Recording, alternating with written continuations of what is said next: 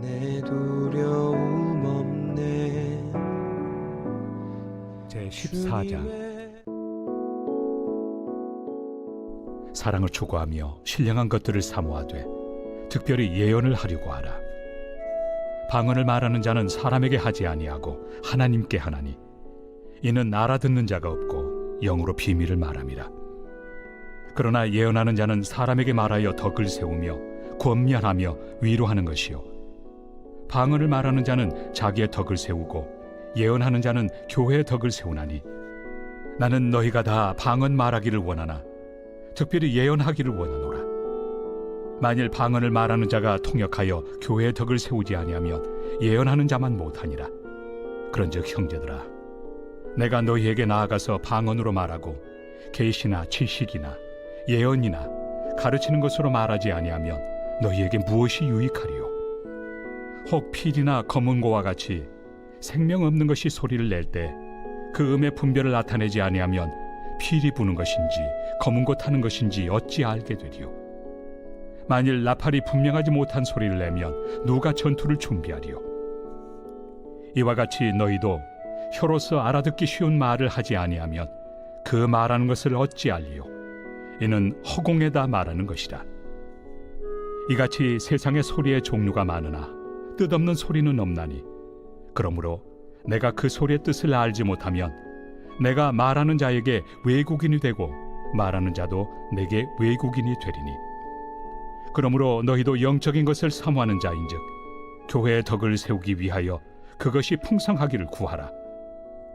그러므로 방언을 말하는 자는 통역하기를 기도할지니, 내가 만일 방언으로 기도하면 나의 영이 기도하거니와 나의 마음은 열매를 맺지 못하리라. 그러면 어떻게 할까? 내가 영으로 기도하고 또 마음으로 기도하며 내가 영으로 찬송하고 또 마음으로 찬송하리라. 그렇지 아니하면 내가 영으로 축복할 때 알지 못하는 처지에 있는 자가 내가 무슨 말을 하는지 알지 못하고 내 감사에 어찌 아멘 하리요? 너는 감사를 잘하였으나 그러나 다른 사람은 덕세움을 받지 못하리라. 내가 너희 모든 사람보다 방언을 더 말함으로 하나님께 감사하노라. 그러나 교회에서 내가 남을 가르치기 위하여 깨달은 마음으로 5마디 말을 하는 것이 1만마디 방언으로 말하는 것보다 나으니라. 할렐루야, 좋은 아침입니다. 오늘은 6월 22일 월요일입니다. 함께 나눈 말씀은 고린도전서 14장 말씀입니다. 1절부터 19절 말씀을 통해 한 주간의 살아갈 지혜와 은혜를, 힘을 받으시길 축복합니다. 오늘날 시대 가운데에 지역 감정이나 남북 관계 그런 것도 있을 수 있습니다만 세대 차이라는 단어가 나옵니다. 소통이 되지 않고 불통의 시대.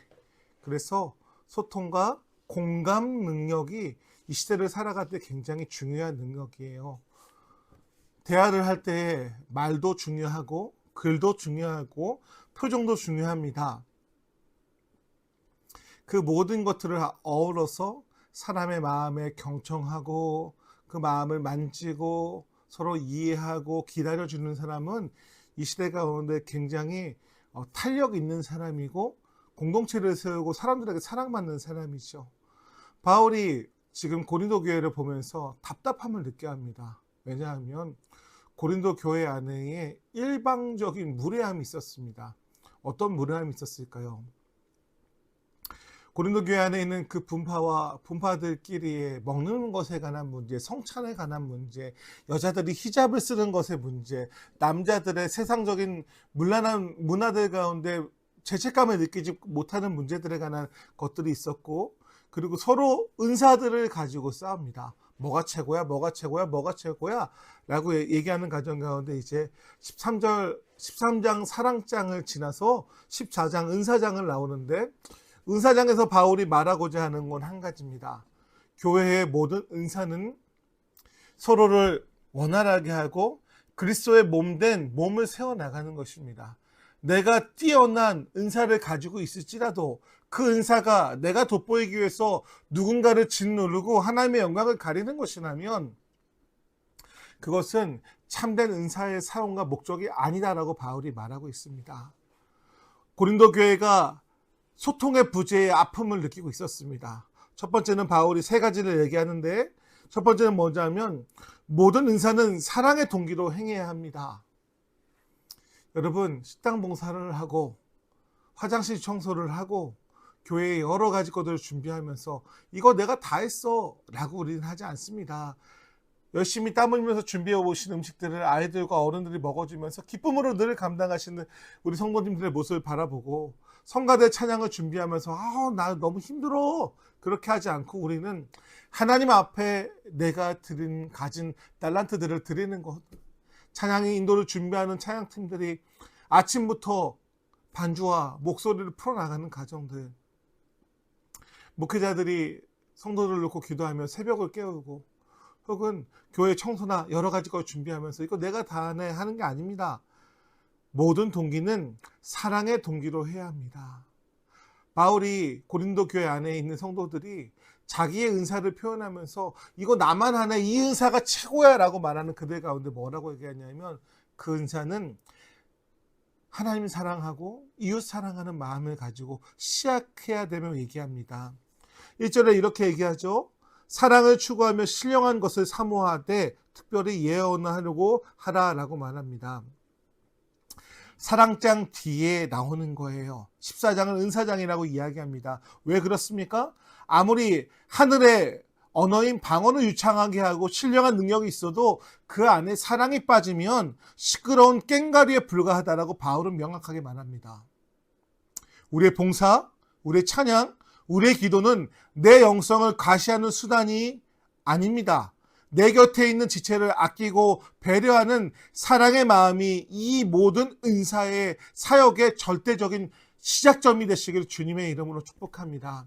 새 가족을 섬깁니다. 설교를 합니다. 목회자가 돼서 헌신합니다. 여러 부분들 가운데서 이거 나만 봐야지, 나만 해, 나만 칭찬받을 거야가 아니라 하나님 사랑하기 때문에 교회 사랑하고 하나님 사랑하기 때문에 이웃 사랑하는 그 마음으로 하나님 보시기에 하나님 앞에 행하는 기쁨, 첫사랑이 회복되시기를 주님의 이름으로 간절히 축복합니다. 누군가를 짝사랑 해보셨어요? 초등학교 때?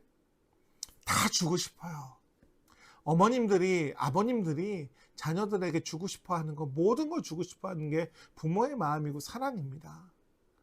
사랑하면 계산하지 않습니다.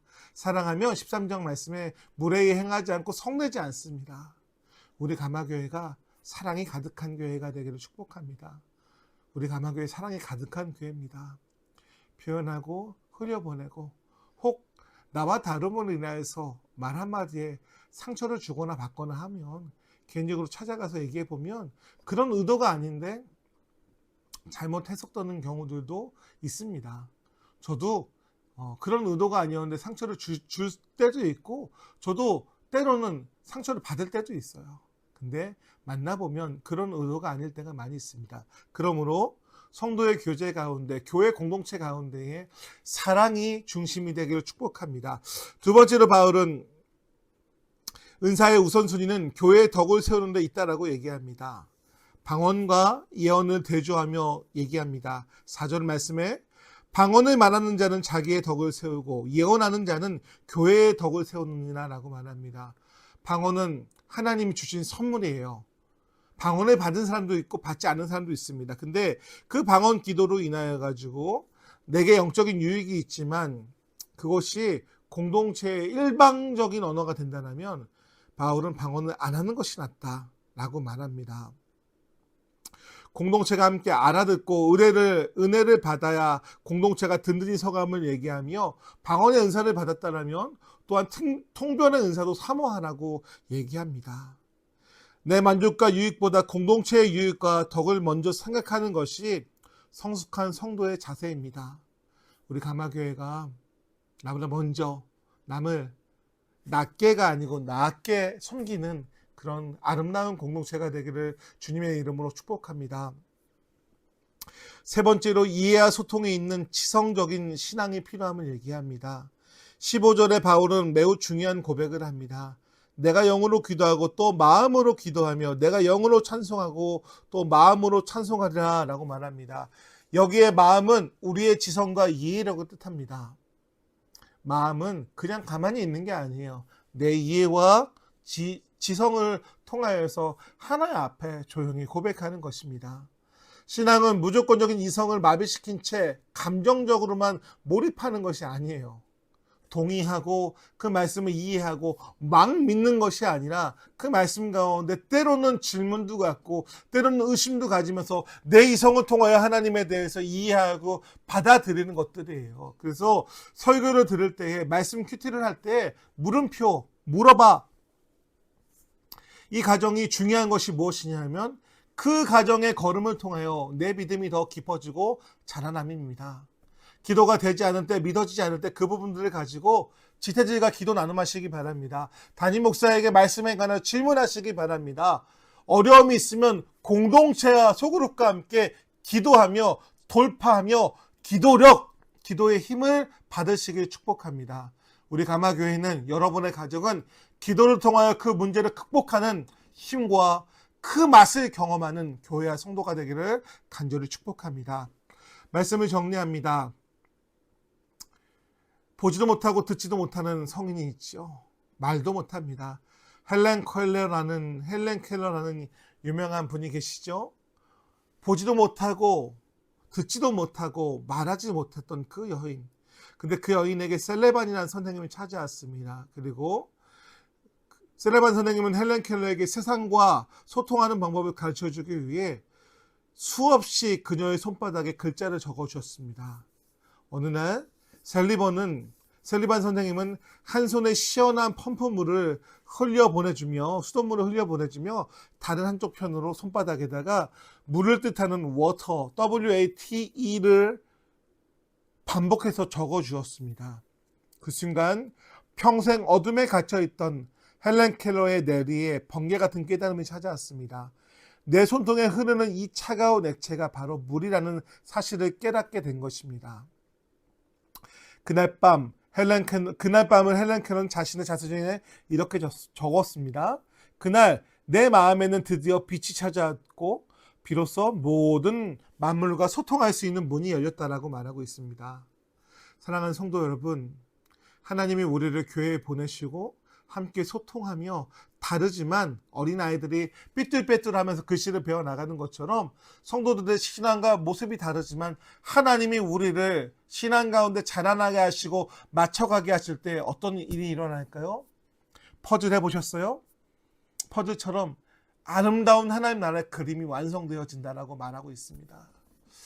어제 우리 가마교회 어린아이들부터 모든 성도님들 또 그렇게 힘써 헌금해 주시고 힘써 선교사님을 위해서 또 격려해 주셔서 김인태 선교사가 또 은혜로운 말씀을 전했지만 우리 교회를 통해 힘을 얻고 돌아갔다라고 말합니다.